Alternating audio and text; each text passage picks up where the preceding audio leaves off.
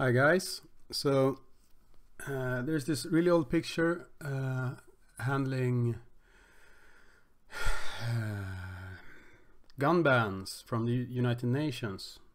That's apparently fake, from UNODA, United Nations Office for Disarmament Affairs. This office actually exists, and the picture was like from a paper, and it said we need to disarm every civilian, blah blah blah blah blah blah. And that's apparently fake. So I thought, so what is this place actually doing? And it's mainly focusing on illegal arms trade and stuff like that. But that's not all. So I found a document from 2018. So it's relatively new.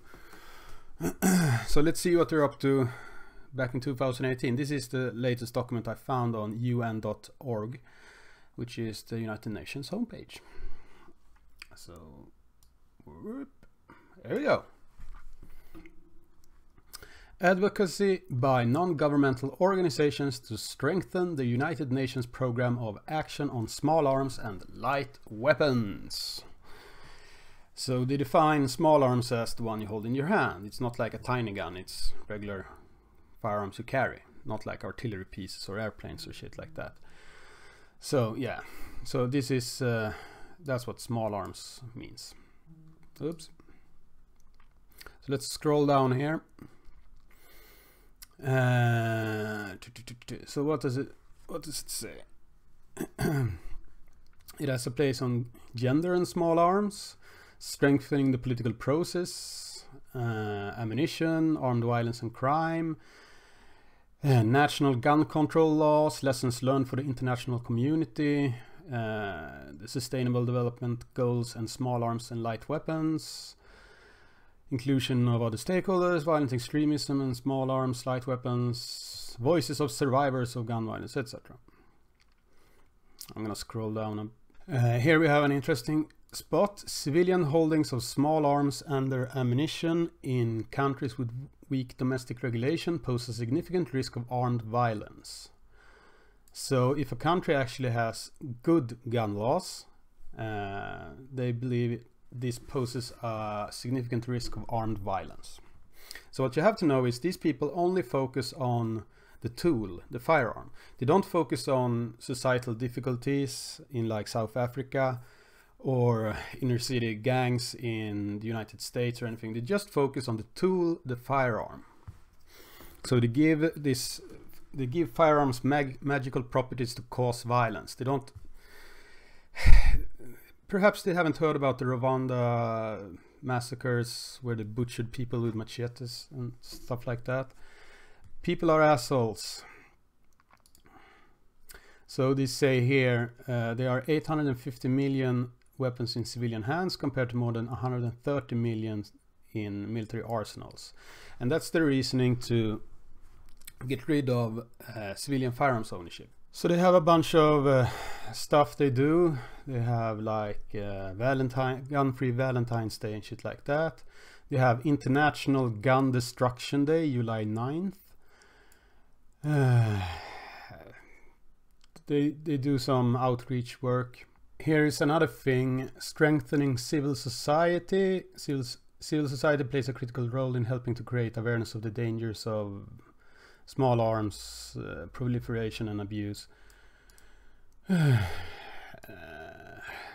So they want independent non-governmental organizations to be full partners in this global work to basically disarm.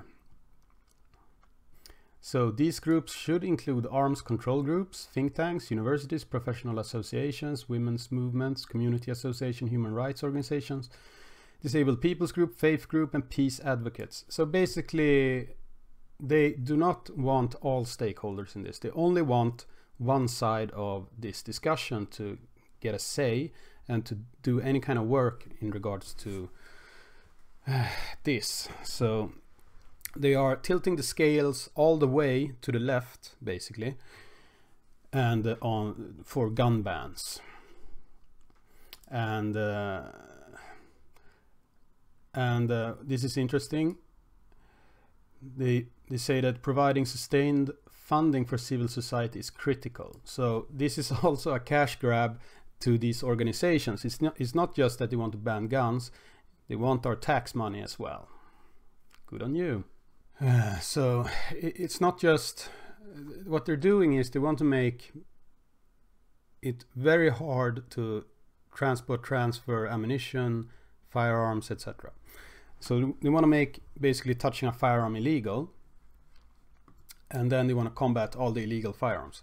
So here they touch upon the manufacturing of firearms, including additive manufacturing, which is also called 3D printing. So they want to basically ban 3D printing of firearms, however that is going to happen. And they also say criminals and terrorists about everything. Yeah, these people are not stupid. So they have a whole chapter on gender and firearms for some reason. And they have a call to action. So what they want is further incorporate gender perspectives in the UN small arms process. Whatever that means. Make use of the modular small arms control implementation compendium on women, men, and the gendered nature of small arms and light weapons. This is just bizarre. Challenge predominant gender stereotypes that associate masculinity with the ownership and use of small arms. So, like going hunting with your father, that's a dangerous gender stereotype, apparently. Let's twist this and say females should have firearms as well. Everyone should have it. Oh dear.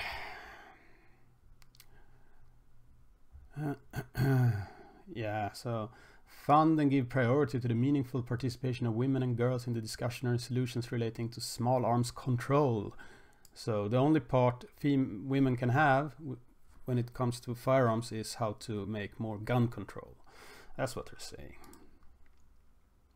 There's so much bullshit here. Support measures aimed at strengthening control over civilian possession of small arms in order to reduce diversion and misuse. Okay. This is great. Gender norms and gun violence. This is a masculinity in which ideas like strength, courage, and protection are equated with violence. So if you want to protect yourself, that's violence. God damn, that's a lot of letters. Word salad identified people and non-normative men are not welcome, apparently. And it results in domestic violence. God damn it. Violent masculinities are about power over other people. Where dehumanizing women and word salad or unmasculine or effeminate men is written into the training manual. We are all suffering from the equation of violence and weapons with masculinity. It prevents those who identified as men from being something else, from performing gender differently. So yeah, okay. It prevents all of us human beings to promote and explore strength, courage, and protection from a non-violent perspective. It makes disarmament seem weak. Well, it is. It makes peace seem utopian. They're so stuck in their ways. So it's a totally binary thing. Reality is a bit more complicated than they let on. Firearms are not a masculine thing or something. Firearms is inherent in... It's a part of us that's needed for hunting, protection, etc. It's a tool. It's not... They have built this little sandcastle of ideas that says that firearms are just a masculine thing.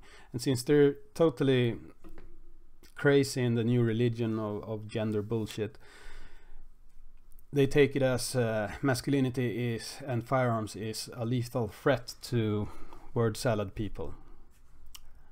It's ridiculous. It's not.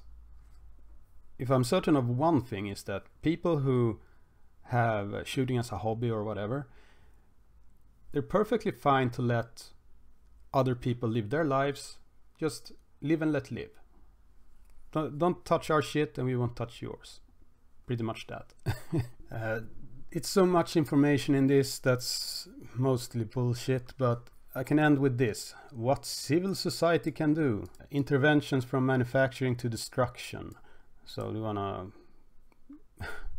you just want to make it hard to be a firearm, basically. More registration, I guess.